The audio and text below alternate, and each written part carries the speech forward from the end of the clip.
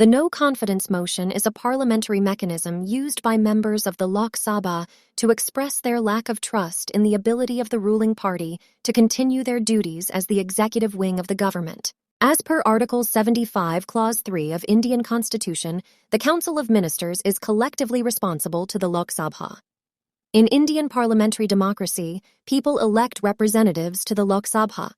Their government can stay in power as long as they ensure this majority in the House. A motion of no confidence questions this very majority, given that the motion is supported by minimum 50 members of the House.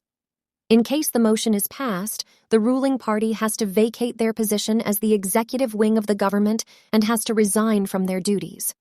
The president has to either dissolve the Lok Sabha and declare fresh elections, or invite the party who now holds the general will of Lok Sabha members can form their government to continue the tenure of Lok Sabha. If the motion doesn't pass, then the ruling government has overthrown the motion and continues their remaining tenure. The ruling party appoints their council of ministers who form the government and are collectively responsible to the Lok Sabha. If a motion of no confidence is brought in the parliament, it brings the executive under public scrutiny, forcing them to stay accountable to the people by proving their majority in the Lok Sabha. Under the rules of Lok Sabha, a no-confidence motion ensures the accountability of the government towards the people of the nation. However, it can also be used as a tool to bring the government on the floor of the House to defend its policies and justify them.